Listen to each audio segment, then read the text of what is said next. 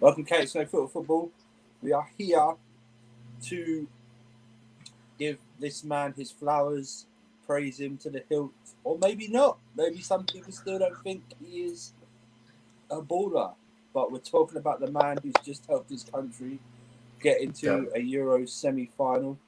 And that man is the J5. He is Jorginho. That's what we'll be discussing tonight. Round of applause. Another like that. Marshall on location. We haven't sent him out for an outside broadcast. He's just on location somewhere. Will. He's been kidnapped. Myself. In someone's basement. And the big dog. Kai is here. How you doing, guys? Kai, how you doing?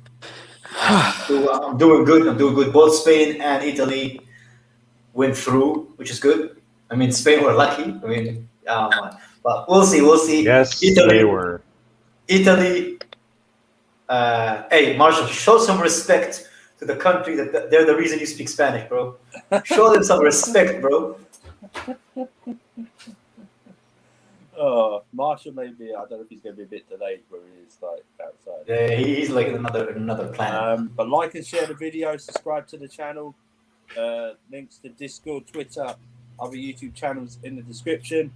If you want to donate to the channel, please put super chat. We will read them all out. Thank you very much. So it's not going to be a Jorginho debate in or out, like, because that's just. I think that's wasted energy, and I think that's a bit stupid. Because he's not going anywhere. He's vital to Tuchel's system. Tuchel likes him, and that's an acceptance that anyone who still doubts Jorginho is just going to have to accept. So let's just focus on Jorginho himself. I'm just going to start. I'm just going to say, he's not my favourite player. He has grown on me a lot.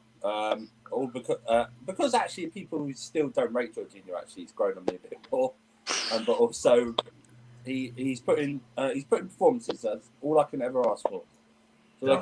And he's now even in the Euros now. You see it. Locatelli's getting all the hype, but for me, Jorginho is the best Italian midfielder at these Euros. He does all the unseen work. He never looks to get the stardom. He just does his work and he walks off the pitch. But Kai, what do you want to say about Jorginho, man? Especially during the Euros as well. Hey man, you know what's really funny, and I tweeted about it. Yeah. The same people who think Jorginho is a liability to Chelsea are the same people who said winning FA Cups with Lampard is better than winning major trophies with any other manager, man. Basically, it tells you all you need to know about the delusion and the absolute garbage that's in these people's fucking head, man. Zero fucking football knowledge, man. It's Jorginho. If you watch Italy, the way their midfield is, I don't think any team's midfield was able to actually stand in the way of Italy. They were just beating all the teams in the midfield battle, which is really, really impressive because none of those guys are massive physically, No. So I was actually kind of. It makes me want Locatelli to come to Chelsea just so he can pair him with Jorginho, man. That's how good Italy has been, man. I'm just surprised because they're not a traditional kind of midfield, but they're showing you their ability to hold into the ball and beat the press is just impressive. There's nothing more I can say about them. I guess though, Slendz, it's not the most attacking midfield, is it? It's the best midfield in the Euros. And Jorginho is so key to that. Everyone thinks maybe it's Locatelli because he scored 2 goals, and Verratti because he's Verratti. But Jorginho is the main man in that midfield. I mean, I heard the commentator say he's the most capped Italian player on that pitch at one point today, so on midfield or whatever. But this man deserves his flowers, right? Yeah. Before I go ahead, you just want to read the super chat that we just got. Rodrigo. Sorry. My thing's just, where is it? There we go. Yeah. Sorry, Rodrigo. Yeah. This Italian side is what Sarri wanted at CFC. There's a fair argument to that because we were linked to Barella, weren't we? So. We were very close to getting him. It's just his girlfriend didn't want him to leave Italy. So we agreed terms. Yeah. Go on. Yeah. So listen, man. At this rate, anyone who doesn't rate Jorginho was breastfed by their mom until they were 12 years old, man. That's the only explanation. Fucking 12. Still, man. They're still fucking being breastfed. I think you look at him play. People think that the football midfield is based on pace and power. Today on the field, we saw De Bruyne, Tielemans, and Wurzel. Good combination of pace and power, but they couldn't touch Italy's midfield. They couldn't touch it. The ball retention was too high in the second half, and I believe Jorginho lost the ball once or twice, and he had like I think 50 to 60 touches. So listen, these things are not normal. Like we shouldn't be used to this. This isn't normal. Like these kind of statistics are not normal for a player. He's one of the best in the world at what he does, like whether we like it or not. And if Declan Rice is worth 70 million, then Jorginho is worth 100. I'm sorry, like that's just how I see it, especially for Chelsea. So listen, thank you, Rodrigo. I think Jorginho has been probably arguably the best player in this tournament for me. I don't think he's had a foot wrong. Every single midfielder in the Italy team has been substituted and hasn't started except for one player, Jorginho. Listen, like what more do you need? If Chelsea fans don't appreciate him, man, honestly, I hope Declan Rice stinks up the joint every week, and you guys enjoy that football, man. Honestly. Yeah, especially after that atrocious 30 minutes against Austria.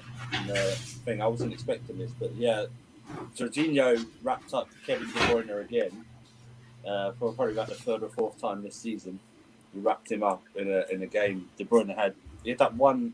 For me, he had that one impact when Lukaku mishit a shot and it was cleared off the line. But Will J5. Okay, J5. That's key. Jorginho, yeah. Jorginho. His impact. I think it's quite sad in our fan base that other clubs' fans appreciate Jorginho more than our entire fan base. What do you think about his current form? Impact on Italy as well? He's just a magnificent player. I think of what he does, how he dictates the game. I don't think there's a midfielder better at what he does on the planet. I think he's very underrated defensively. He puts up very good. For someone of his pace and his strength, he has very good defensive numbers. And all I'm going to say is, imagine my shock that when a team has an efficient attack, their midfield can do all the dirty work and keep the ball and win the ball back up the pitch, and no one asks them to be this creative outlet. Watch how Italy have, although I don't really rate Immobile or rate Chiesa, they are at most of the time they are efficient statistically. If you look at Insigne as well, statistically efficient. This is what people need to understand. If we create a lot of chances, I don't get why our fan base want Jorginho to do things which has never been his game.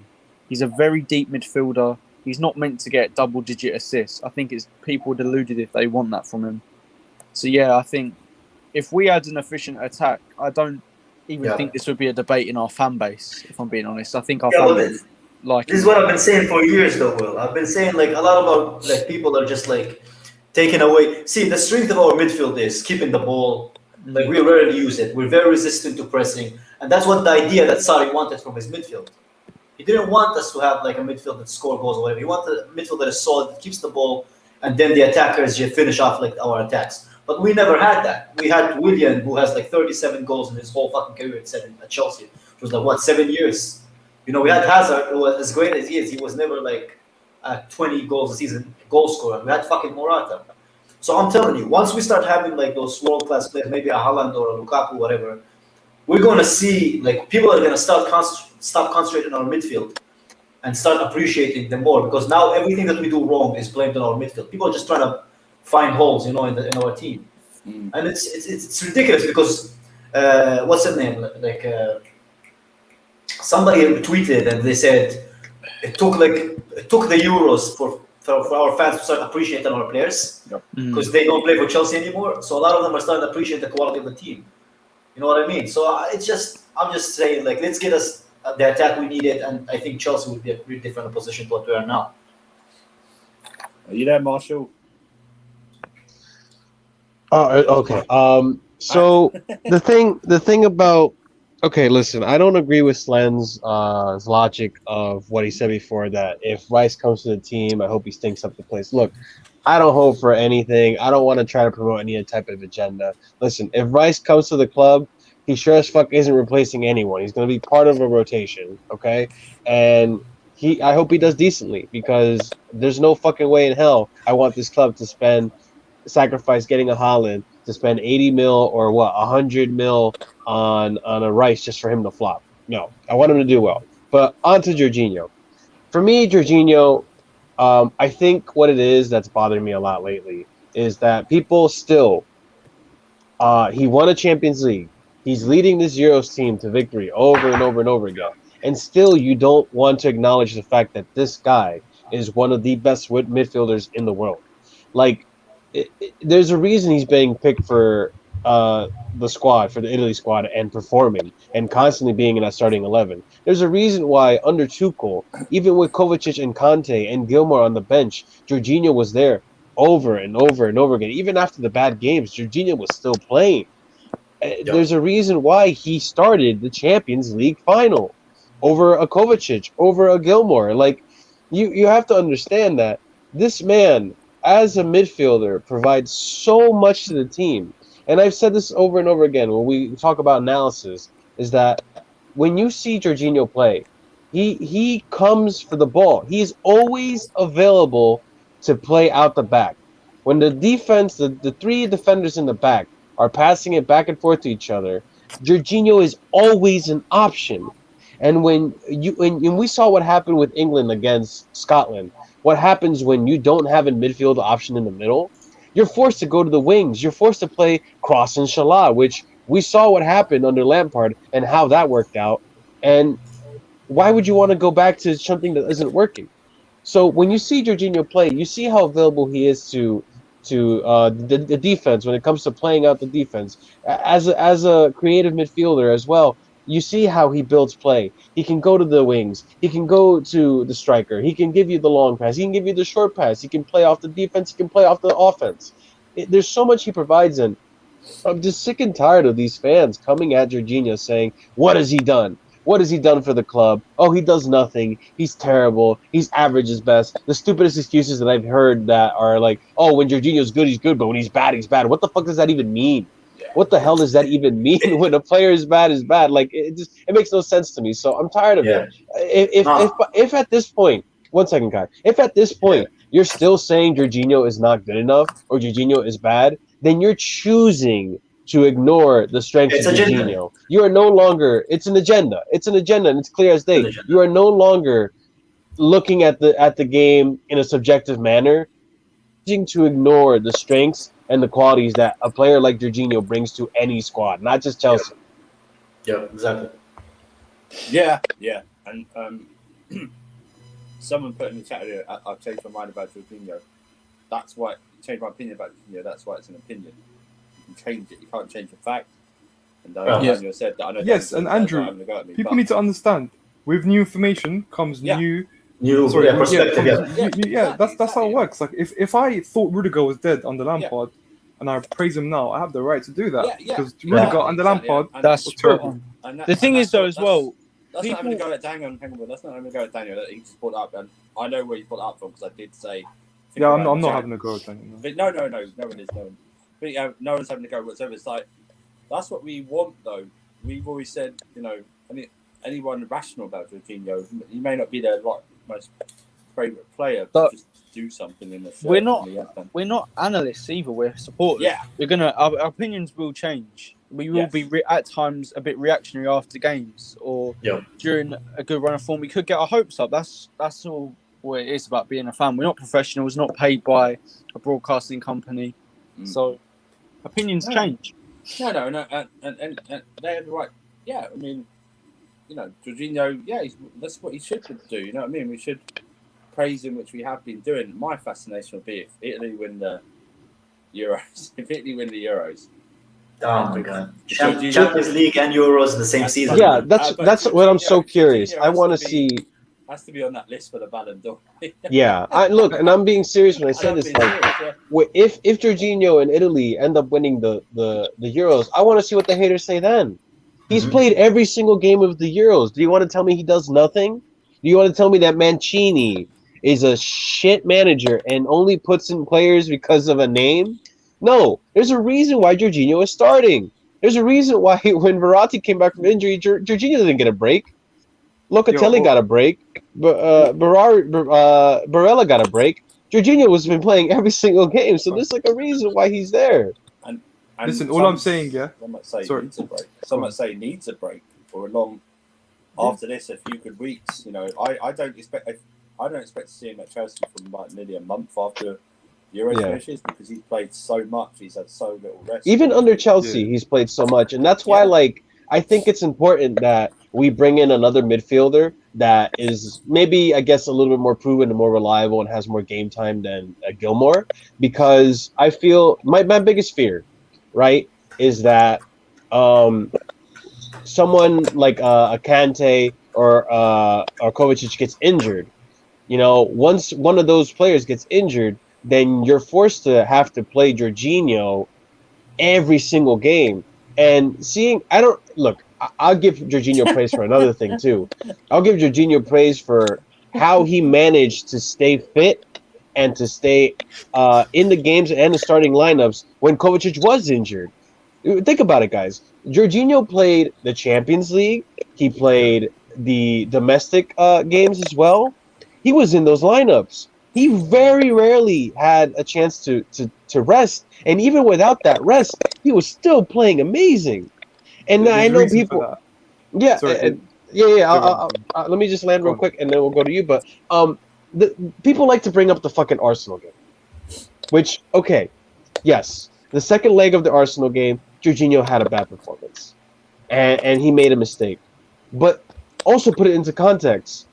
How many games has Jorginho been playing? After so many games where you're playing in and out every single game. Like, look at Timo, too, to a certain extent. When Timo was playing every single game out and out, there was a point where he just wasn't even providing the runs that he does. So after a while, especially the midfield position where you're doing some of the most running of any position, you're going to get exhausted. And when you're exhausted, you're bound to make mistakes. You're bound to make errors. You're bound to not play as well as you would be as if you were fresh. So people want to get on Jorginho for that. How about the fact that we didn't have another reliable midfielder that can give Jorginho rest? That he's so reliable and so important to the squad that we have to overuse him sometimes. Constant. Yeah, I was going to say like two things. He obviously doesn't get injured because he doesn't have 1 inch of a muscle in his body, man. So he doesn't get any muscle injuries. But listen, man, I think for me as well, listen, people are talking about Ballon d'Or, right? Here's what I'll say. Apparently a top 3 candidate is Kevin De Bruyne. Kevin De Bruyne is someone who's come up against Jorginho 4 times this season and has not gotten it and lost 4 times. Last 4 times. Even today. So all I'm saying is, man, put some respect. I'm not saying he should be a Ballon d'Or candidate, but I'm saying if he was, out of every single player in that Chelsea squad, him and Kante would make the most sense to be in that list. So listen, man, this guy, he's had managers like Sarri, even Lampard at times. Tuchel, now Mancini, before that Conte, in the Italy team, I believe he played them a couple of times, if I'm not mistaken. They all rated him. They all wanted to build a team around him, and there's a reason for that. It's not because like he's got a nice beard or he's good looking. No, because he's a footballer who offers so much, man, and you can build around him. And the team, if you build around him, you see how the team plays. The ball retention in the second half was incredible by Italy. But yeah, man. Unappreciated player. Yeah, he is. Yeah. But just to see him on that, if Italy win it, Kai, part of me just wants to see how people react to see him on the list for a Ballon d'Or. Like on the list, to see him on there. How some people will react, and it's like a full blown. They're just not being logical. Bro, you know what, Andrew? For me, I honestly could care less of a fucking inch of what people say about Jorginho. Mm-hmm. I've never did. As long as he does well for Chelsea, I could care less what the fan perspective of him is. Because I know that perspective of him is based on like subjectivity, based on what they feel about Rice. You know, what they feel about not Rice, about Sarri. They just don't like him because they associate him with Sarri, even though he's a completely different person, and that's why they hate him. You know. So for me, it doesn't matter if we keep winning Champions League, if we keep winning Premier Leagues, if we keep progressing the way that I want Chelsea to progress. I could care less what the guy who basically half of his body fluid is Stella thinks of Jorginho, man. I could care less. I don't care. He's a good player, and I think we're undervaluing him, and I hope Chelsea offer him a new contract, man, because he deserves it. He honestly does deserve it. Yeah. Kante and Jorginho both need to be in the top 10 for the Ballon d'Or if he wins the Euros, in my opinion. Yeah. My bad about that. Wait, real quick, Andrew. There was a comment by CFC Raheem earlier that asked the question of maybe playing Jorginho as a lone DM, if that would work.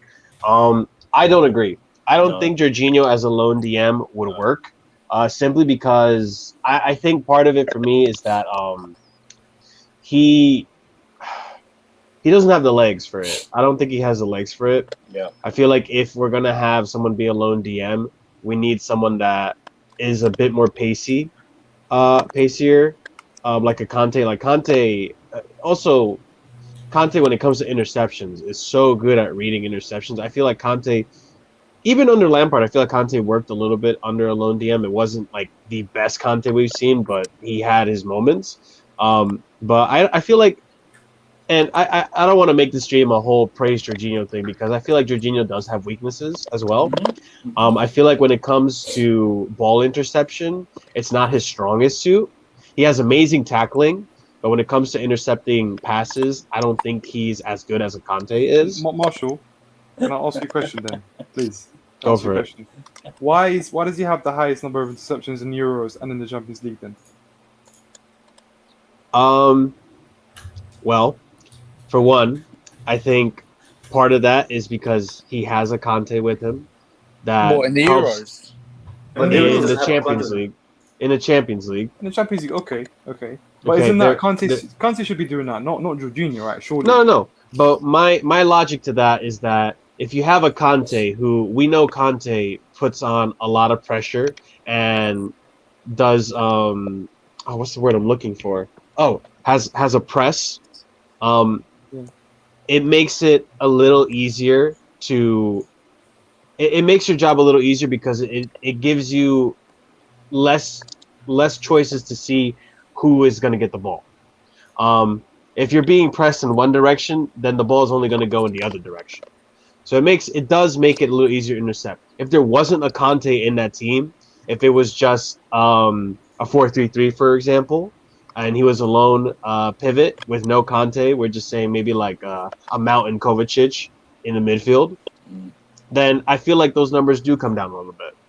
And mind you, I'm just using logic here. I'm going off of the cuff. This is what I would assume would happen. I'm not some footballing expert or can predict the future or can rewrite the future and see what stats look like then. But I think for someone to be a lone DM, you need to be, one, quicker, and two, you need to have a really good reading of the game to read those interceptions. Because the tackling aspect, I think Jorginho is one of the best tacklers in our team, easily. But when it comes to interception, I think he's overshadowed by Kante. Yo, Marshall, do you know what it is? Do you know why you're actually spot on? Yeah, the thing that Jorginho lacks is recovery pace. You need recovery pace as a DM and as a centre back. Zuma is great at recovery pace, and Kante is great at recovery. If you don't have that, then people can get in behind you and start attacks, and obviously they'll be between the midfield and the defence, and that's where the most dangerous attacks come from, right? But I think, as you said, if you put the right person next to Jorginho who can do that, we should be fine. Another issue that you might have with Jorginho is if he's quite press resistant, but if he gets targeted by a pressing team, the likes of Man City, he's actually passed those tests before, but he's also failed them. It's a bit of it's a double-edged sword. So for me, the weaknesses, because people are asking for his weaknesses, we all know them. Like he doesn't have. I gotta address this A Rive. I do want to AR Hive. I do want to address that, but continue. But he is playing as a lone DM and he's playing with 2 8s, which are Verratti and Barella. But I think we know his recovery pace isn't the best. We know that sometimes he does get physically dominated, and that can be a bit annoying. But those two are essential with the DM. But what he does in other areas makes up for those flaws. That's how I see it. In a 3 in midfield, he can be the sitter if Kante plays on the right, in my opinion. Yeah. If there's a Kante, I agree. When you have, like, let's say for example, and I'm not saying this is gonna happen, but maybe it will. We don't know. If we do play 4-3-3, he sits in the single pivot, and we have the 2 8s of Mount and Ruben Loftus-Cheek. There's no way that's gonna work because, like AR Hive mentioned before, the reason I think it works for Italy is because there's a Verratti there that has a very similar defensive aspect to his game that Jorginho has. So when you have essentially like an 8 who is somewhat defensive minded as well as creative with their passing, it helps. It's like the extra like firewall before the final firewall that is Jorginho. I think that helps us so that there's not as much workload on Jorginho's single pivot position. And you see how well defended Jorginho is in the midfield too. Like from what I've seen from Italy so far, most of the ball retention. First of all, they have ball possession, which is easily already right there. We'll see, Holick. We'll see. He couldn't even make it to Fulham, man. Imagine We'll see. We talk all we want to talk right now, but at the end of the day, Tuchel likes him. If Tuchel decides to pick him, I trust Tuchel. How do you know he likes him, though? What I'm saying is that because that's the rumors. How do you know he doesn't like him? I think Loftus-Cheek will be busy with next season's Love Island. To be honest, I don't think he'll be available. Exactly, man. Anyways, when he's playing for Italy, you notice that most of Italy's ball retention is in the attacking third. From what I've noticed, they play out the back. The only time the ball's in the back and they're in possession is when they're playing it out from the back. You know, they don't play it from the back, so they don't usually keep ball retention in the back. Is what I mean. So I think that's when it works when he's a lone DM. But I think Verratti helps him a lot because he also comes back. He's a more defensive midfielder. Where was I going with this? Oh, the second point that I wanted to point out is that a lot of people are saying that, okay, if Rice comes in, Jorginho is out, which I don't understand because I think it's rubbish because, one, no midfielder is going to come in to replace any midfielder. Like, that's just not happening. If we get a midfielder, it's going to be for rotation because we need the rotation. And we know Tuchel, he likes to play certain midfielders or certain players for certain games because there are certain strengths that they can exploit on other teams' weaknesses. So I don't understand why people are saying, oh, if Rice comes, that's it, Jorginho's done. What do you mean? I don't understand why people say that, and I don't know if maybe you guys understand that. I really don't. Do you know what? I'm starting to think if Jorginho was a midfielder a typical DM midfielder that put in crunching tackles first and then a pass, he'd get more respect. But he doesn't do that because he often finds himself that he doesn't need to do that. He just needs to block, and then he does the pass. But I just think that obviously I think it's an English thing.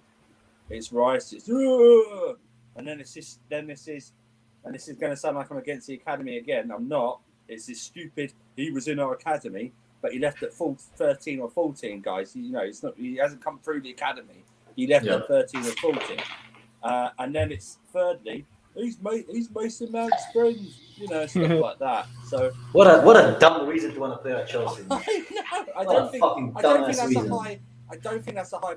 That might even be higher than what I think, but that. But Andrew, there's no respect on Jorginho because I just don't think people appreciate what he does, or stuff like that. He doesn't put in like a big, hard, crunching tackle, like a. I wouldn't even say Makaleli did the crunching tackles. I mean, Makaleli just got in the way. I say got in the way, but you know what I mean? But, he didn't do it's not a Roy Keane, he goes stamping in or something like that. But you see why I don't agree with that, like, perspective of Jorginho. He's not a typical DM, But that's not why we got him. We got him because he's not a typical DM. We got him because of the way he organized the midfield, the way he, initiate play. That's why we got him. We didn't want a traditional DM. No. So I don't understand why people want him to be a traditional. That's not his style, man. I don't understand why we want him to be that. Because what he can do, I don't think there's many in world football that can do what he can do. I think there's like but even though let Will go. What's he saying? I think there's two midfielders that can do what he does to a high level. I think one of them is Jorginho, and I think the other one, dictating the play wise, is Thiago. I think they're the only two that can dictate to a world class level. If I'm being honest, think Verratti could? Verratti's not a dictator. He's not a dictator though. He can be. He can be. Good. He can he's be. that good. I don't think he can transition into that. He's not a but that's the dictator. thing. But with I think. Go on, Will. With Andrew and everyone here knows I rate Declan Rice and I take him at Chelsea. Yeah, but based off of the logic that he's Mount's friend, should we go and get Insigne because he gassed up Jorginho in the press conference? Because he robbed his balls, man. What the hell is this, man? I wouldn't mind Insigne, to be fair, man. I wouldn't mind him. I like Insigne, man. That guy, man. Today, after he scored that goal, he grew from 5'4" to 5'7", man, in an instant. I wrote the guy. I tweeted. I was he just went up 5 inches because of that. That finesse, Jesus, man. That goal was beautiful, though. It was. But so the thing about Jorginho is that I know Kai mentioned that he's not specifically a DM, which I agree. He's not. He's a regista. He's a playmaker. He's not really a sitting defensive-minded midfielder per se. However, I feel like over the course of the years, because that is a role that we needed to fulfill, I feel like that we kind of did mold Jorginho to being able to play as a defensive midfielder. But why do we need to fulfill that role, though? I don't understand. We have other players who cover for that role. That's why we have Kante. We don't have to. See, that's what it is. Kante's not a defensive midfielder, though. But we don't Neither need is Kova. Why do we need this? But both of them cover for him. When we lose the ball, both Kovacic and Kante can win the ball. Because Kai, this is exactly why. Because you want to stop playing three in the back, but we can't because we don't have someone that can sit in the defensive midfielder that let the attacking players play. I don't think that's why. I just don't. That is 100% why. Good enough CVs that can do it. That's what I think. We can't afford to have a single pivot because we don't have a defensive-minded midfielder. Anyways, we don't have a single pivot because we don't have a midfielder that's defensive-minded. We don't have an actual DM that can protect the two in the back. So we have to do three in the back and then two in the front to protect the three in the back. And even though it's really just one person defending the three in the back, we just don't have the player that can play that position by himself and just defend the two in the back. So we can't have this attacking-minded football that we want because we don't have, like, Jorginho can't handle a single pivot, and he's the only player. Well, okay, you could say maybe Kante, but we saw how Kante worked under Lampard. Maybe under Tuchel might be different. But we don't have a player that can seal away the game and play the defensive midfield pivot by himself. Marshall. Have you watched it under Sarri? No. You haven't watched under Sarri. Therefore, you say that he can't play in the three at the back. Literally, under Sarri, we play exclusively a 4-3-3, man. And under Sarri, we have one of the highest win rate we had as a Chelsea manager as well. So I don't buy that crap. That, hold on. Can I say something, Kai? I think our issue is our defense because Sarri had Luis. Right now, we don't have Luis to play from the back. It's not our midfielders the issue. It's our defense. We didn't have a critical attack. Hold on, but the thing is, one thing that Marshall's right about is that he's got. I think Marshall, you have the right idea, but you forgot something. Is that Tuchel actually played a 4-2-2 at PSG. It was something he liked. It was a 4, then a 2, and a 2 and a 2, which is what you could see us playing next year, if we do transition into a 4. But I think our priority, if you're talking about another midfielder, is someone who covers ground, someone who's a box-to-box, but can also intercept, which is Chouameni. Obviously, if you look at his numbers, you look at the way he plays, that's what he is. So if you're looking for an alternative... Leave Marshall alone, man. I have zero football knowledge? All right, bro. Bro. That's not true. No, that's not true. All right, bro. Marshall's our American reporter, man. He's got great news, man. He's our correspondent. He's our diversity. I have more football knowledge in my pinky than you do in 2 of those sentences you wrote, He's our bro. Pulisic to break America. He's our Pulisic. Yeah, man.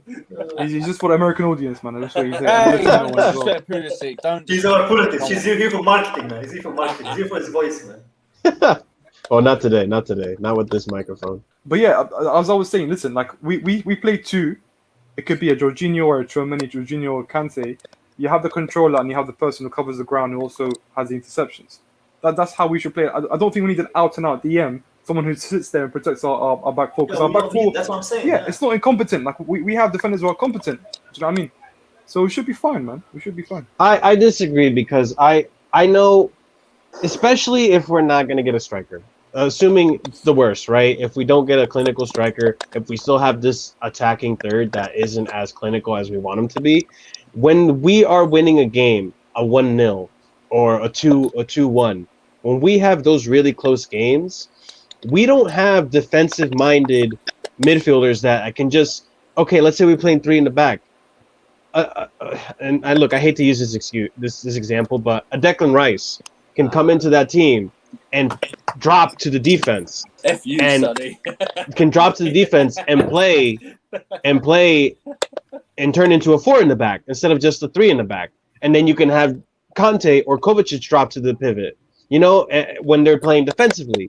So I think not having that CDM that can also play the center back role or just really defend when there's close games where we just have to defend and sit back because we don't have the attack to just outscore them. I think that's important. Wait, Marshall, I'm confused. Are you saying are you saying that you're saying you want a midfielder that can drop into a 3? Because Jorginho does do that. Yeah, Jorginho does drop deep into the 3. That's why I gave Jorginho does drop into the 3, but he's not a center back. He's not. He can't But you don't need a centre back to do that. You just need someone that. You just need someone that's comfortable on the ball, that's decent defensively, like Jorginho, to go in and out of the 3. That's just how it is. Yes, I understand that. My point is that I would feel more comfortable having a CDM. Hold on, let me finish so you can understand what I'm trying to say. What I'm trying to say is that I would feel much more comfortable if we had a CDM who was much more defensively minded than Jorginho drop in the back, than Jorginho drop in the back, who, although he has great tackling, if a ball goes in behind, he has no recovery pace that we just mentioned. Another CDM we have Rudiger. But that's why we have Rudiger. That's why we have Kante. We have players who can cover for him. That's why we play the way that we play. That's what I'm saying, Marshall. Watch us under Sarri, like the way that we made the system work and what we're doing now. I think the reason we're not playing forward at the back is because we don't have that CB who is mobile. You know, most of our CBs are very slow, other than Rudiger, who's not that fast either. Man.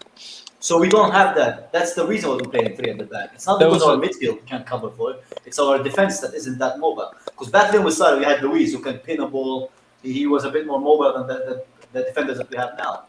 So I don't know. I don't buy that. I don't buy that we need a DM. Kai, even under Lampard in the first season, Jorginho did it excellently. Like even if you go back and watch, I don't buy that. I don't buy that. If we do get a DM, I think it's just depth. I don't think we do need one as badly as people think that we do. I think one thing that gets overlooked a lot is that CDM position, though. Like, because everyone always says, like, I know everyone always mentions we've never replaced Costa. We've also never really replaced Matic when you think about it. Yeah, we have. Yeah, I mean, no, but the thing is, the reason we have is because we changed our system. Do you know what I mean? So we've adopted new systems. But you're right about Diogo Costa. You're right about Hazard. We haven't replaced Hazard either. We're not going to replace Hazard for a while. But we got Havertz, who's a different kind of profile player. Do you get what I mean? For me, we made a big mistake when we didn't get Sancho. For me, because Sancho could have taken us to the next level as far as like. But Kai, would you have taken him over Havertz then? Because Sancho choose. Yeah, but why is him or that man? No, but it has to be because bro. This fucking club is spending 80 million on a fucking West Ham DM, man. You want to tell me we can't afford? Oh, we're not going to spend 80 million on him. What's his name? No, man, we could have. Kai, I'm not saying we can't do that. I'm saying because they're both around the same price, right? And they're both like very young players who you can build your team around. You're probably not going to buy both. Do you know what I mean? You want Haaland it's highly unlikely. Well. We want Haaland. Yeah, there you as go. well. It's highly unlikely. So I would have rather had Sancho than Havertz, but I'm still very happy with Havertz. Let me just say something. You can't be banned if we can pull your message up like that. You know what I mean? Yeah, you're not banned, bro. You've been insulting Marshall so many times. You just stop putting your Yeah, message. you stop insulting Marshall. Yeah, don't insult the panel though, because it's kind of like we obviously ban people. You don't agree with an opinion. That's Instagram fine. stuff that they say. Do you know what I mean? That shouldn't be on it, or Don't get multiple spammers or something like that. We don't ban you because I wouldn't. If you disagree with Marshall, fine. You don't need to call him a dumbass. Yeah, that's kind of just like just being a dick, man. Just have like common sense, like common. Ball, yeah. You know what I mean? Just say where you disagree with us. We want you to. If you disagree with us, tell us you disagree with us. But tell us why. Yeah, if you think my football opinion is dead, then show me yours and let's compare. Even if you want Danny Shitu to come out of retirement and play at centre back for us, even if you wanted that, we still wouldn't ban you. Okay. Listen. Here's the thing that I want to address about this whole Sancho thing. At the end of the day, I trust Tuchel's decisions. If Tuchel didn't want Sancho, it's because it's not what was best for the team. I don't like this idea, and it's not just Kai. It's many people out there. The people that are saying, let's get Kylian Mbappe. Oh, let's just get Sergio Ramos. Oh, let's just get this and that. Let's just get big name players. Just because we get big name players doesn't mean it's what's best for the locker room. Doesn't mean it's what's best for the team. Like, let's think about it in a Chelsea perspective. When we signed Lampard, when we signed Terry, when we signed Drogba, or when we promoted Terry rather, when we signed all those players, they weren't big name players when we signed them. We developed them into the legends that they are now. So I don't like this idea that, let's get Sancho because he's one of the best wingers in the game. If Tuchel didn't want him, it's probably because it's not what's best for the team. So I'm totally okay with us passing up on Sancho if we go ahead and get Haaland. But that's not true, bro. That's Tuchel did want Sancho. Just Chelsea didn't want to get into. How do you know Tuchel wanted Sancho? You asked me the same thing when you said to me, "How do you know he likes Ruben Loftus-Cheek? How do you know he likes Sancho?" I'm sorry, but if you put Ruben Loftus-Cheek and fucking Sancho the same level of fucking quality, football is not for you, bro. And I love you, man. It's not that. Let me explain. Don't tell me that Tuchel wouldn't fucking love to have Sancho over Odoi and over Pulisic. He would. No, but that's not. We don't know. But did Tuchel say that? But that doesn't mean he doesn't want it. The managers at Chelsea don't fucking buy the players. Literally, Sarri. Remember when we signed Pulisic? Sancho was never going to be a manager's target. Sake, bro. Let me finish my point. Let me finish my fucking point, yeah? When Sarri, when we announced Pulisic, they asked Sarri, hey, and Sarri's an honest motherfucker, man. He said, I didn't even know that we are even talking to Pulisic, but I like him as a player, man. So Tuchel doesn't decide who we sign. He can give his opinion. He can give his opinion, but he doesn't decide for us. But he has targets. I can bet my fucking left arm that if you could have told Tuchel, hey, you want Sancho over Odoi, you want Sancho over Pulisic, he wouldn't tell me no. He would take it with his. He would fucking bite your arm off, man. I don't know. Or he would probably just tell you, I'd rather you just get Haaland. But that's not the point. That's different positions. You know what? Yeah, but that's the thing, though, Kai. Like, at the end of the day, if we get Haaland, you're not going to be crying about Sancho anymore. I still think we need improvement. No, that's what I mean. No, but hold on. You know what it is? Haaland needs creators, right? And the best creator he's had is Sancho. Like we need someone of Sancho's profile, a creator who will create chances for. Otherwise, we're gonna have the same problem. But can I say something quickly about it? Quickly. Yeah. Listen, if you listen to Fabrizio Romano's Twitch, right, when he spoke about the Rice signing, he said something about he said Chelsea are still interested. He didn't say Tuchel. I believe the board actually put their hands into the transfer window and into like who we're gonna buy with certain players. No, I don't believe that. Yes, they do.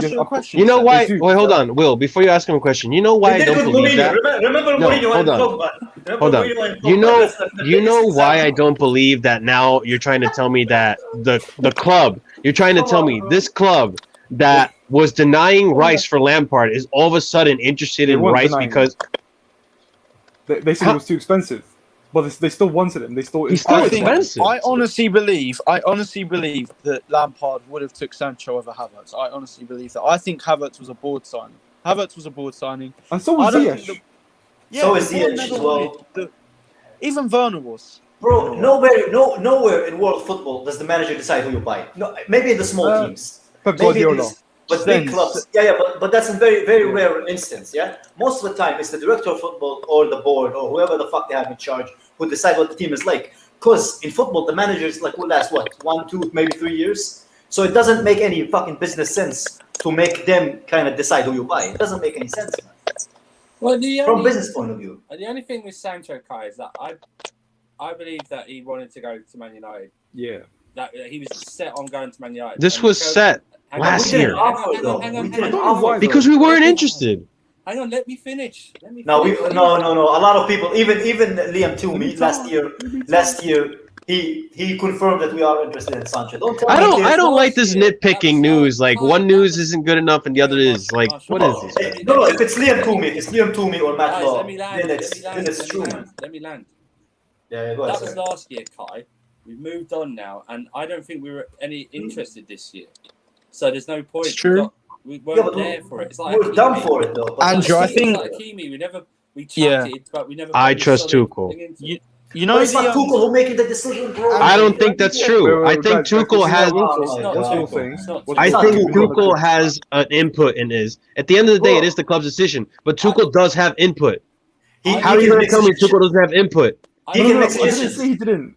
You're getting make suggestions, bro. That's what we're telling you. He probably didn't suggest Sancho. He probably suggested other positions he needs. Wait. What do you want to say? Silva, wait, I need to answer that comment. Silva was not a Lampard signing. That was Marina written all over it. That was a Marina signing. 100% Silva was a Marina signing. But Andrew, you said about Sancho wanted United, yeah. I think you're right for this year. I think if we went in from last season, he would have joined us. But there was no way we're signing Sancho and Kai Havertz. This team doesn't do that. Exactly. No way. Yeah, that's what I mean. That's why it was one or the other. I'm okay with that. I love Havertz. He's like my favorite player at Chelsea. But at the same time, our wingers are trash. Okay, not trash. Trash is okay. Trash is over the top. I just think, Kai, if you think that we used to have Hazard and now we have Pulisic and Shaw, for me, that makes me cry. When I lay in that fucking bed at night and I look into the fucking ceiling and I think that we used to have Eden fucking Hazard and now we have Shaw and Pulisic, and literally a tear comes down my eye, man, and I struggle to sleep because of that.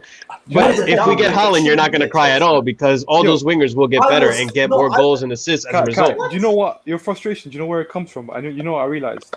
If you guys realize the top six, right, I'm going to give you guys names and tell me what they have in common. So Liverpool have Sadio Mane and Salah. Yeah. Tottenham have Son. United have Rashford, and to an extent, Rashford. Just say Sancho.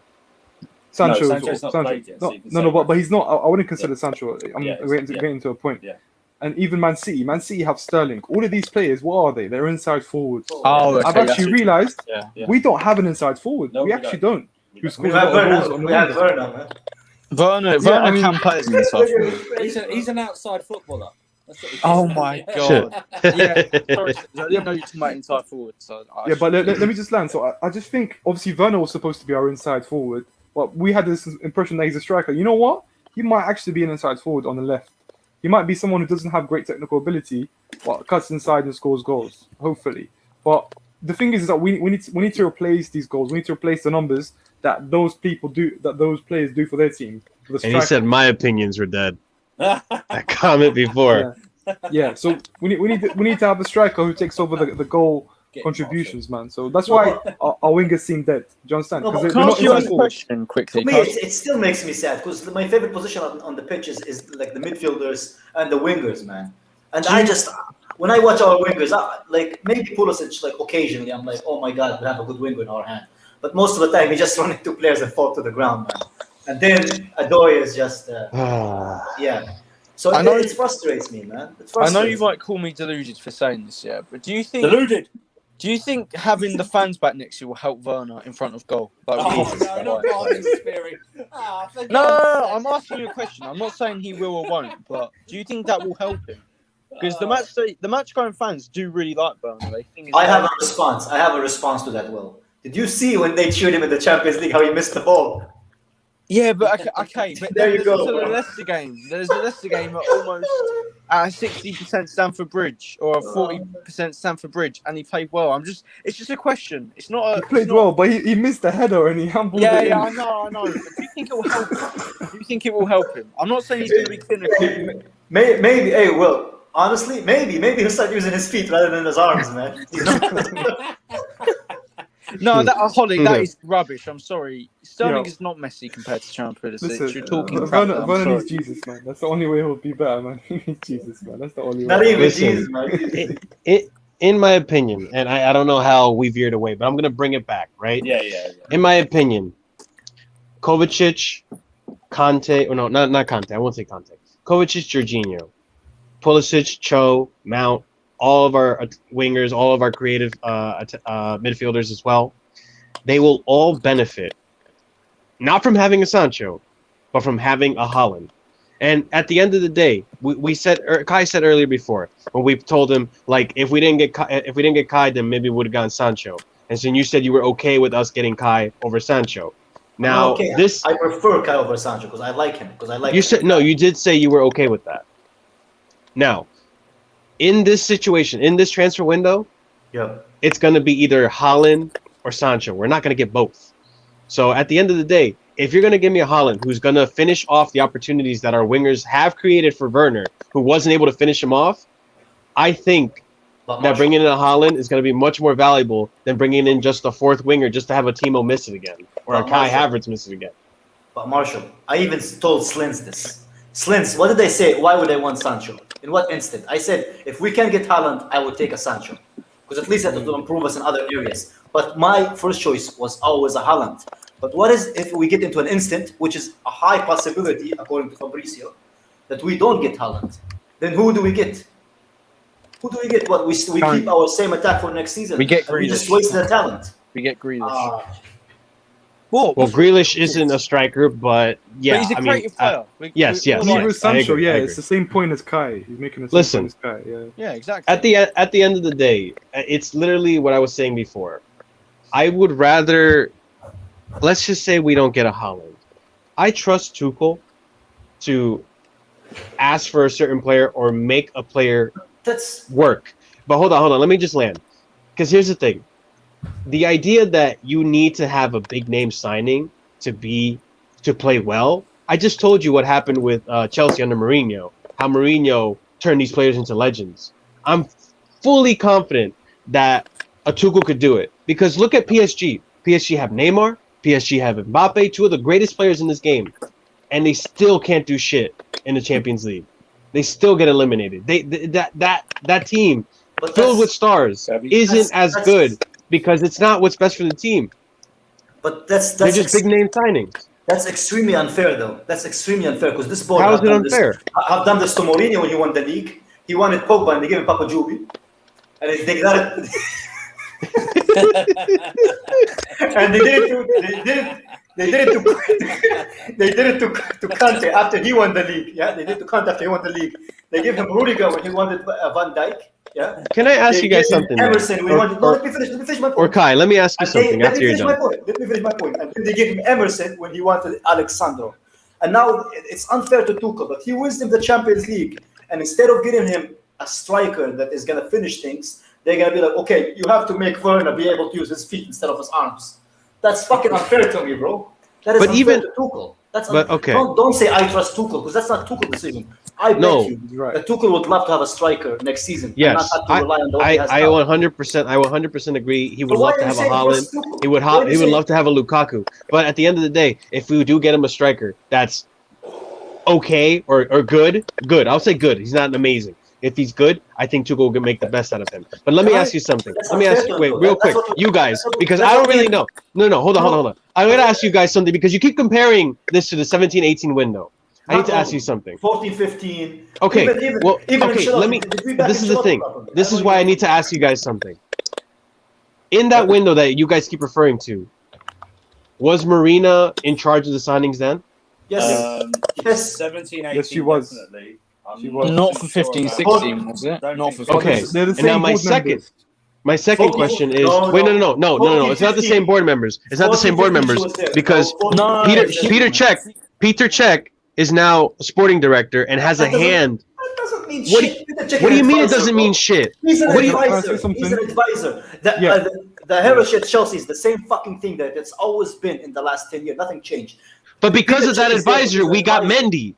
When the team wasn't interested in getting any goalkeeper, did you really trust Marina to get a goalkeeper? Mendy was the one. Cech was the one that checked out Mendy. You recommend signings. That's like Joe Mendy. Okay, but that's what I mean. He has a hand in persuasion. That's don't not you a think? handle. Don't you think?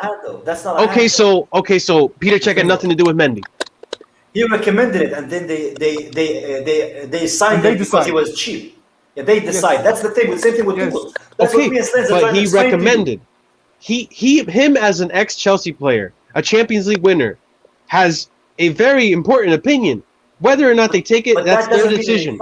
That's what it shows. But that's what I mean. The thing with cooperation, Marshall, when they give you your title decides what you are in the fucking company. There's a reason he is put as a fucking advisor. That's his role. At the end of the day, Chelsea has been a hierarchy that has always been a hierarchy, and they decide at the end of the day, no matter what. Mourinho, believe me, I think he had a bunch of interviews where he said how difficult the Chelsea board is to deal with. Same thing with Kante. And I know these guys are not angel to deal with as well, but at the same time, you can't say that, I trust Tuchel, because Tuchel is, at the end of the day, is getting dealt a very, very dirty hand. At the end of the day, if he won the Champions League and he wasn't back with the striker that he was promised, because all those fucking journals are saying, Abramovich is going to back Tuchel, he's going to do this, he's going to do this. And we do need a striker. I know. I'm not disagreeing. I'm going to head off in 2 minutes. Can I say something quickly? I'll say something quickly, yeah? So I get the point you're making, Marshall, but you have to understand, yeah? The sporting director, the chairman of this club has always been Bruce Buck. Bruce Buck appointed Emenalo. I don't know if you know who Emenalo is. He was there for 10 years. Had some good windows, had some very bad windows, just like Marina Granovskaya. But we have to understand, Bruce Buck is in charge. Bruce Buck actually has... So Marina brings forward the negotiations. They suggest players to her, and she tries to get the best price. But when it comes to the final say, it's always Bruce Buck. That's why me and Kai have issues with the 16-17 transfer window, the one after we won the Premier League with Mourinho, and the one after we won with Ancelotti, even further back than that. Understand? Yes. We didn't strengthen. As well as that. Listen. Let me not. Sorry. So I think for me, my main worry is that we are not going to get high quality players if we don't get Haaland. That's my worry. If we don't get Haaland, I worry about the alternative that could hurt us, just like Werner. That's fair. That's what worries me. As well, I just think everyone's saying 2017 window, we haven't even signed anybody, and the window's not even open. It's just starting to annoy me. It's not the same thing. It's not. It's no, but everyone says, it's 2017 all over again. We have no idea because the window's not shut yet. These players we're linked to are about 50 times better than the ones we signed in 2000. Yeah. Wait, are they Adam Traore, Declan Rice? Are those the fucking? Yeah, they're not better. They're not better, man. No, you don't rate them, but they're decent players. They're not decent players. Adam Traore. Yes, they are. Who rates Adam Traore, man?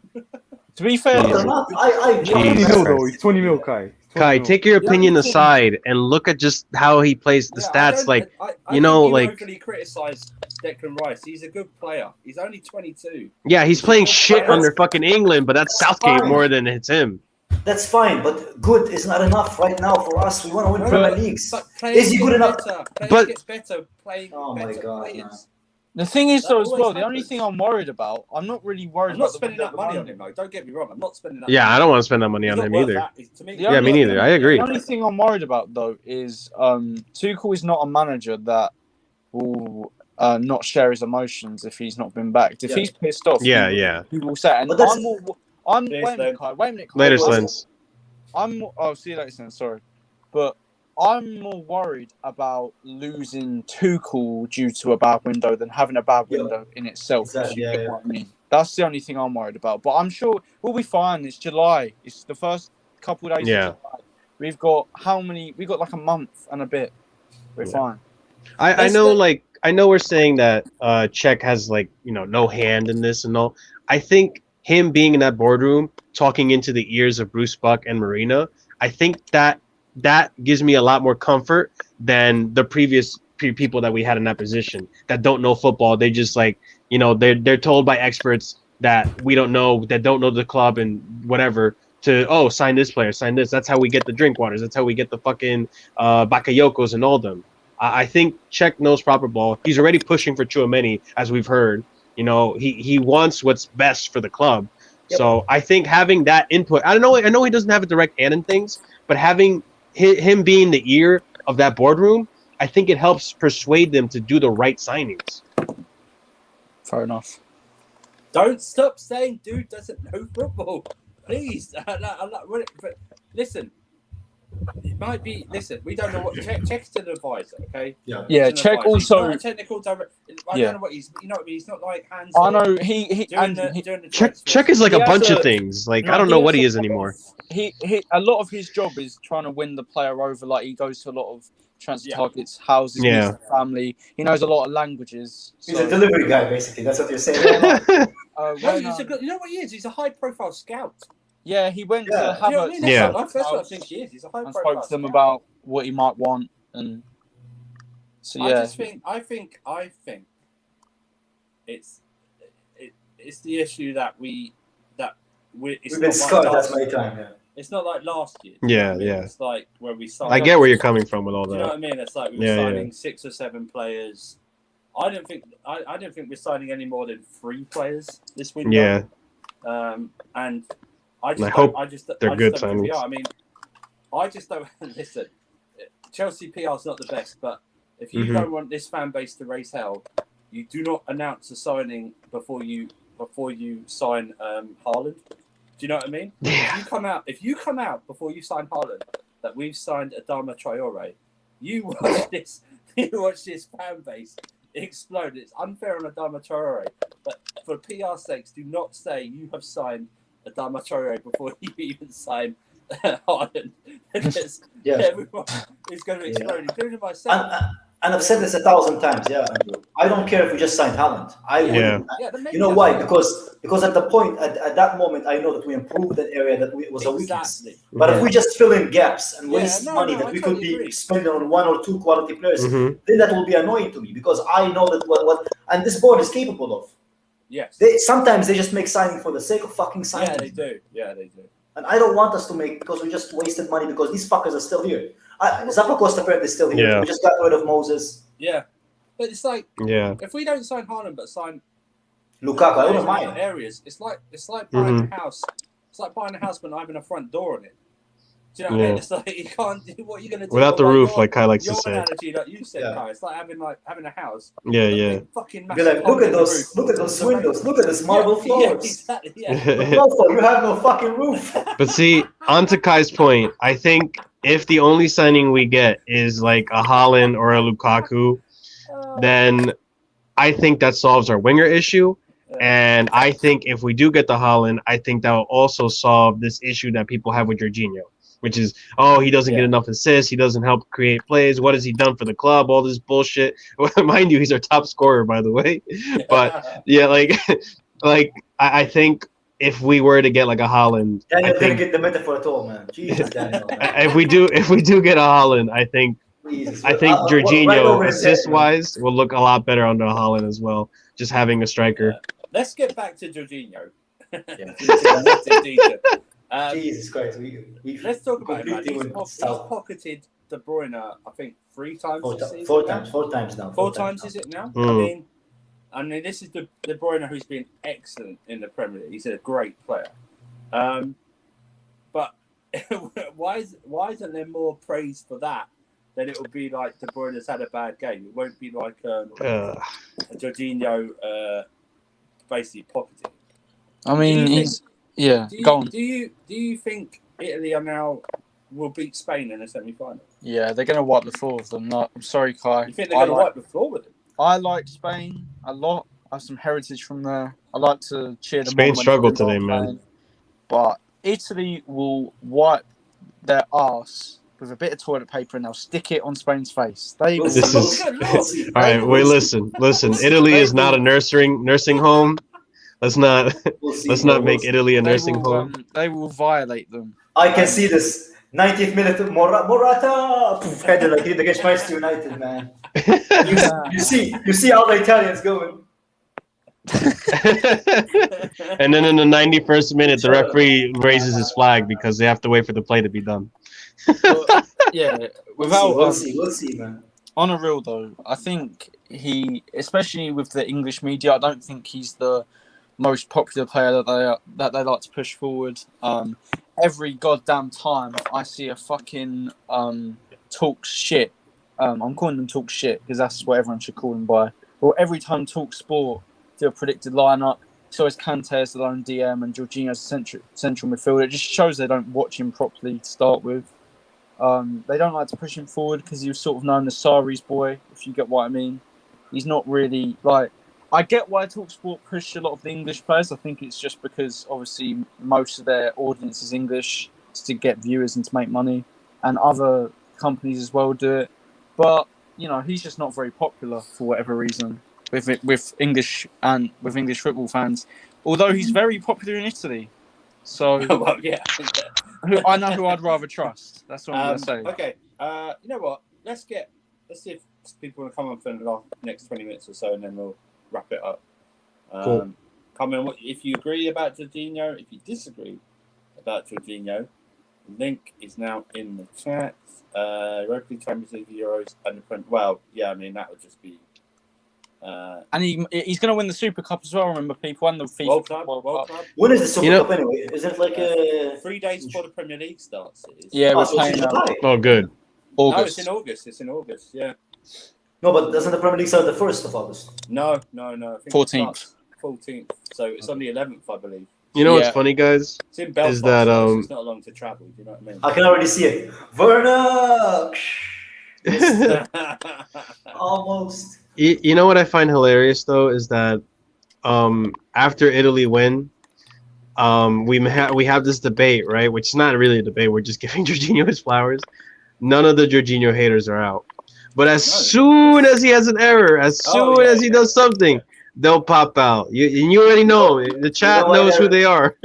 You know why they're out? Why they're not out? They're probably passed out from all the fucking Stella they're down their throat, man.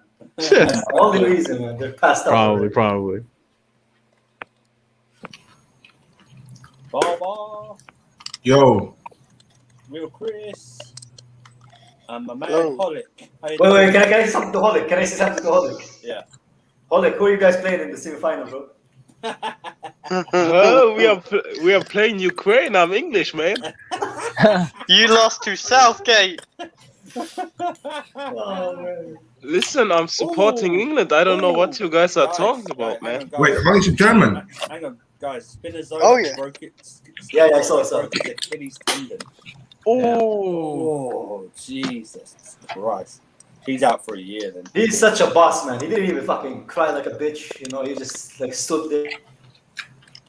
But guys, Torn ACL, dude. Torn ACL is not good, you know. Father, what do you want to say about Jorginho or anything? What do you want to say? Jorginho, yeah? Yeah. I think he's been disrespected by some of the fan base. I think maybe it's because the inconsistency that Jorginho has been for the last 2 seasons, ever since he came to the Premier League. But after the performance just a couple of hours ago, bruv, seriously, just stop the slander on this guy. Arguably near enough to become the Ballon d'Or contenders if he wins the Euros, you know. But just respect his performance, respect what he's doing, respect what he's doing, man. And just enjoy it, man. Just enjoy it while he's still here. Yeah. It is, man. But You know the problem why...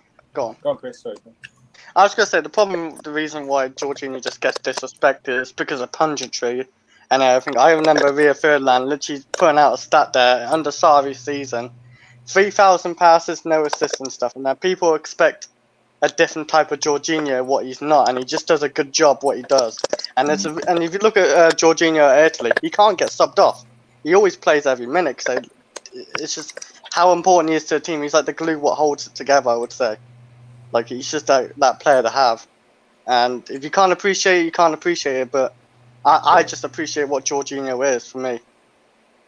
No, you're right. You're absolutely right. Abs joined us. How you doing, Abs? Yeah, can I say something as well about Jorginho? Listen, if an Italy performance proves you wrong or proves you're right about Jorginho, I don't know what you are watching. It makes no sense. Why are we judging him on Italy? We know he's a good player. At least we should know. But our fans, they always love the shiny new toy. They always bitch about him not passing right, but they want Declan Rice. Come on. I mean, he's not exactly known to be Cesc Fabregas' son or something like that. So you're right. But the conversation bores me, to be honest. He's a good player, has his limitations, of course. But listen, if you started in Champions League final and be crucial in a Champions League campaign, you're good, and nobody can take it away from you. There's one more thing as well, which I think Holic brought up brilliantly. Is I think people have an agenda against him because he replaced Cesc Fabregas as well. Fabregas left the season he came in, and people expect him to be Fabregas when they're completely different roles and they're completely different players. Abs, what do you want to say, mate? Oh, Jesus Christ. People really want to swap Jorginho for Basmati Rice. Oh, my days. Oh, God. No, listen. You see, lay it down. Go on. Lay it down. You see my good friend George from Harrow. You still don't get the email title because you're not a GOAT yet. But, you know, I'm going to have to put some respect on his name. And, yeah, he is a baller. And I think what Tuchel's system's shown is that if you get him in the right areas and you make sure his deficiencies aren't shown as much as when, for instance, Frank Lampard used to show them. Then you can get a pretty solid player out of it. And I mean, obviously, every baller, some of the best players, they've all got their deficiencies. So, what's his name? Harry Kane, who everyone calls up as being the best striker in the world. He can pass like Taylor, but he scores like Shearer. The man just is a truck. So, how you gonna? So that's just the proof that, you know, if you can get a good system of players around you, and, you know, can sort of build it around him, because, you know, he does conduct the play, he does bring all the other ballers into play, and in a way does link not so much our attack to our defence, but he sort of links the attacking midfield to our defence, if you get it? It basically gives, like, Mason Mount and Kovacic and Kai Havertz the license to basically go do what they want. Then him and Kante can just be a madness. So for me, I don't get the Jorginho slander. He is a bit stiff. He does turn like a tractor, but you can't deny his role in this team is unrivaled compared to most other ballers out there in Europe. Yeah, I mean, I don't think it. Listen, we all know he's got weaknesses. He's not the perfect player. I think it's more from our case that it's the over criticism and the, like you said, it is slander, because when you sometimes ask the extreme people that don't like Jorginho, they will say, oh, one of the things they'll say is he's never been good for the past 3 years, but they'll go, I can tell he's cost us lots of games, but they can only ever get to really 3 possible games out of 3 years, and it doesn't make sense. It's like, okay, it's okay to not like a player because he's still not my favourite player, but it's, you know, you have to praise people when they play well. Do you know what I mean? Or they do things well. Or else you are. Then you're just not using logic, are you? It means that you, no matter what they do, you could. I don't think it's hate. They can't do anything good in your eyes, and you're never gonna see it, and that's sad. And it's like, just give him his flowers, man. Yeah, you know, seriously. Just give him. I don't think he'll be appreciated by the entire fan base until he leaves. Do you know what I mean? Yeah. Until he leaves, he's not going to get the respect. Yeah, seriously. Older fans will know this. It's a bit like Carrick. Carrick never got his respect from United fans, other fans, or England fans until he's retired. Mm-hmm. You know what I mean? It's like you don't really know what you got till it's gone, right? Yeah. What Jorginho is literally that icing to the cake, though, to the team as well. Like, can we let's go on, Chris. Sorry, finish and then. He's just like that icing to the cake. He's just not appreciated, and I've accepted it for like a year or so now. I've accepted it. It's just what it is. Like, I know he's a good player in the day, and he will still keep playing game in, game out for a good manager, and they just know how good he is. So, you know, for me, you know what it is, Andrew? Yeah. You want to see some of the best of Jorginho? Watch that second leg of the Real Madrid game. Oh, yeah. Watch that second leg of the Real Madrid game. You could even say watch the first leg of it, too. That is some of the best football I've seen Jorginho play under Chelsea. And he should have had about 2 assists that game as well. Yeah, and the other thing to keep in mind too is like, even you know what? Even the Porto game, even the first leg of the Porto game, when he had the pass to Mount and the magnificent pass to Mount, and Mount had that quick turnaround. Like you watch these games, and you got to remember too the context of it. This is the Champions League, some of the best teams in all of Europe you're competing against. And he is playing, and the other context to it too. Kovacic is injured, so he's playing every single game. Yeah, he's playing those games exhausted, and he's still putting on those performances. How can you hate Jorginho after watching those games? That's why I think it's even remarkable that he's played every minute for Italy, right? I think so. Yeah, he hasn't been subbed off once. I thought he was like, I thought he was on fumes in that Champions League final. So I thought he played well. I didn't think it was his best game. But he was he didn't like after the final whistle, he just sank to his knees like he'd been on like an extreme gym session. Do you know what I mean? Like he was like, you know what else could be draining from as well, Andrew? Is all the abuse he takes as well can be draining on him. As well, like he took a lot. I mean, this year. No, but Andrew, you know go ahead. Sir. You know what it is? Jorginho's basically getting the same thing that Kovacic got in his first season. Remember everyone was saying he was dead under Sarri. He was called Comatose in his first season because no one knew what. Some of the fan base didn't know what he was doing because he used to come on for him and Ross Barkley used to. So whoever started that player would. That wound me up. Now I keep it. Sorry, had to go for that, but yeah, Kovacic did it. And then what happened was next season, Man was our best player. He was better than Mount, better than Abraham, better than. I didn't even go as far as better than Kante. Remember when Bayern absolutely packed us at Stamford? He was our best player that game. He's the only guy trying to make anything happen. And he just generally, so that's what it is. He's just all these foreign players getting all this abuse. Hey boys, good news by the way. Sorry to interrupt you, but Fabrizio Romano confirmed that Chelsea will enter contract talks soon with Jorginho, man. Oh, okay. What'd you say? That is wonderful. I heard a boing. I don't know who that's boing is, man. Real quick, basically. Jorginho's going to get a new contract. Yeah, Jorginho's getting a new contract, man. Oh, okay, yeah. Right, Jorginho down. Now we got to get Rudiger to sign too. And Kante. Let's touch on Belgium for a tiny bit. That's the golden generation done, right? Yeah. That's done. Don't they still have a World Cup though? Yeah, but I mean, but then you got. By the time that comes around, I think De Bruyne will be 30, going on 31. Hazard, I don't think will be playing. Witzel's getting older. Their defense is older. Lukaku will be coming up to 29. The golden generation of Belgium. Can we talk about Lukaku?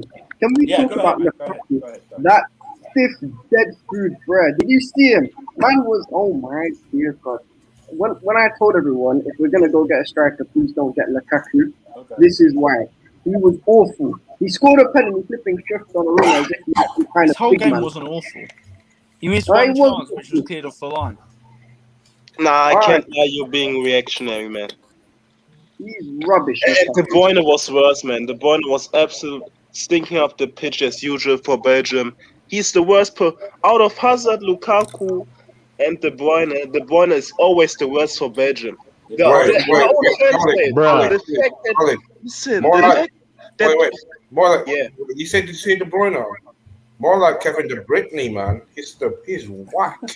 And he always does it for Belgium. It's a consistent thing. He's a choker for them. Jorginho wrapped him up again, like he's done 3 times previously. I don't know. Wait.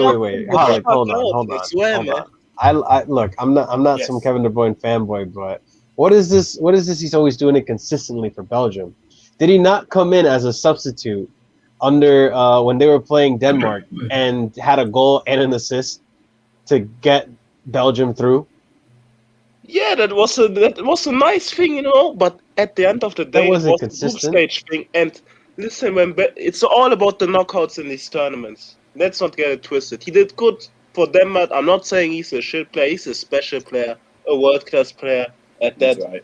But when it comes to the big moments for Belgium in the knockouts, there's always something with him that doesn't go quite as well as he does for City, for example. He isn't. He isn't the face of Belgium even. That's Hazard, and he's fucking washed up, that guy. So let's all right. Yeah, I think we're gonna finish it there. Like I said, you know, it wasn't really a Jorginho debate to give him his flowers, man, because he's been outstanding the past 6-7 We're gonna miss him when he's gone, man. Yeah, exactly. He's not gonna be. Why is he gonna be gone? He's gonna sign a new contract, man. No, he is. You know, but like, can I say how about, many? yeah. I was gonna ask you guys, and I'm sorry, real quick. I was gonna ask you guys, how many more years do you think we're gonna have Jorginho for? 3 or 4. Yeah, can I answer that? Can I say why we're having like 3 or 4 or 5 years? It's because he's a player that doesn't need to rely on pace. And if your player doesn't need to rely on pace, you can last a lot longer. That's fair. He's like Busquets. Yeah, Busquets can last. Busquets. So, thank you, Abs, Pollock, Real Chris Barber, as he said, was here, Marshall, Will, myself, Andrew, Kai. We're doing something over the weekend, probably Sunday, because there's like 2 games tomorrow, isn't there? So maybe Sunday or the month, but definitely enough because there's going to be less games, obviously, in more days and stuff. But Kai, like I say, sorry, Kai, like and share the video, subscribe to the channel. Links are in the description. Discord, Twitter, and YouTube. Kai, take us out, my friend. People, take care of yourself. Eat your vitamins, your minerals, and we'll see you guys on Sunday. Take care, people. Bye.